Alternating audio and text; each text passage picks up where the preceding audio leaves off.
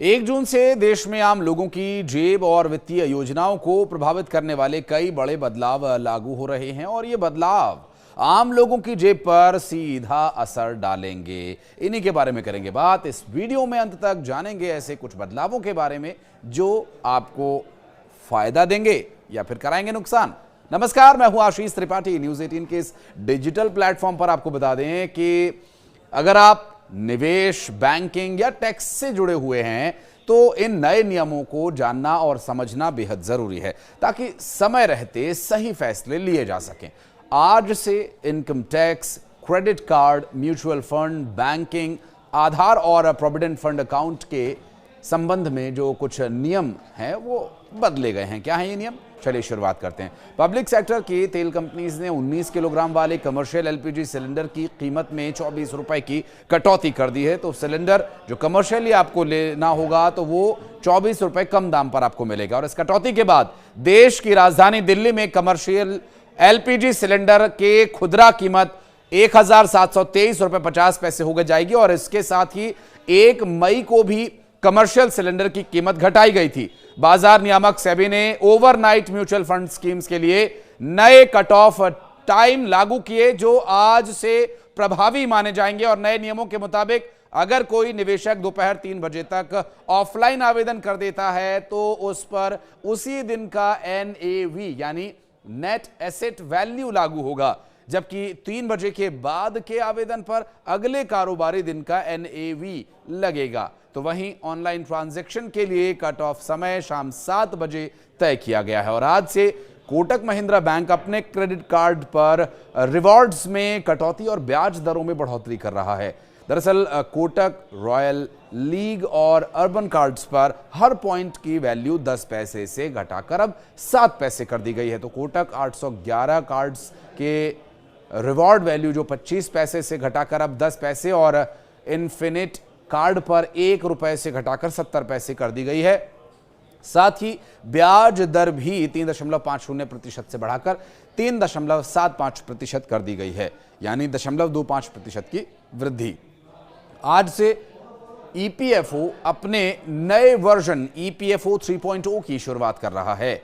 इस पर नए सिस्टम में claim process, know your customer यानी KYC अपडेट और प्रोविडेंट फंड निकासी पहले से ज्यादा आसान और तेज करने की कोशिश है। EPFO एक कार्ड आधारित सुविधा पर भी काम कर रहा है जो ATM कार्ड जैसा ही काम करेगा और ATM कार्ड जैसा ही होगा। अगर आपकी सालाना टैक्स की देनदारी 10,000 से अधिक है और TDS कटने के बाद भी ये राशि बचती है तो आपको एडवांस टैक्स देना होगा। आपकी पहली किश्त 15 जून तक देनी होती है। हालांकि इसकी जो किश्त है वो 15 जून तक देनी होती है, तो इसलिए भी आपको ये 15 जून से पहले दे देना होगा, जो कुल अनुमानित टैक्स का 15% होना चाहिए। देर करने पर महीने भर पर 1% का ब्याज भी लगाया जाएगा। और एक्सिस बैंक ने अपने कई प्रमुख क्रेडिट कार्ड्स जैसे मैग्नस फॉर बर्गेंडी और फ्लिपकार्ट कार्ड के रिवॉर्ड स्ट्रक्चर में बदलाव किए हैं जो 20 जून से लागू होंगे। मैग्नस कार्ड पर अब 200 रुपए खर्च करने पर 12 EDGE रिवॉर्ड पॉइंट्स मिलेंगे जो लगभग 1.5 लाख रुपए तक खर्च करने पर लागू होंगे। और 1.5 लाख रुपए के बाद ये 200 रुपए पर 35 पॉइंट्स मिलेंगे, लेकिन ये क्रेडिट लिमिट के साथ जुड़ा हुआ होगा। दरअसल फ्लिपकार्ट एक्सिस बैंक कार्ड से अब मिंत्रा पर 7.5% कैशबैक भी मिलेगा जो पहले सिर्फ 1% था, लेकिन अब ये 4,000 प्रति तिमाही तक सीमित रहेगा। और रिजर्व बैंक ने इस साल 2 बार रेपो रेट में कटौती भी की है जिससे ये 6% पर आ गई है। अब ये उम्मीद की जा रही है कि जून में होने वाली मौद्रिक समीक्षा में 1 और 25 बेसिस यानी 25 बेसिस पॉइंट्स पर कटौती हो सकती है। और अगर ऐसा होता है तो लोन और भी सस्ता हो सकता है। UIDAI की ओर से आधार कार्ड की फ्री अपडेट सुविधा अब 14 जून 2025 तक ही उपलब्ध रहेगी। इसके बाद ऑनलाइन अपडेट के लिए 25 रुपए और सेंटर पर 50 रुपए चार्ज देना होगा। इसलिए अगर आधार में पहचान या पता अपडेट करना है तो समय रहते करा सकते हैं, अन्यथा 20-50 रुपए दे करके करा सकते हैं, उसमें कोई समस्या ज़्यादा नहीं है।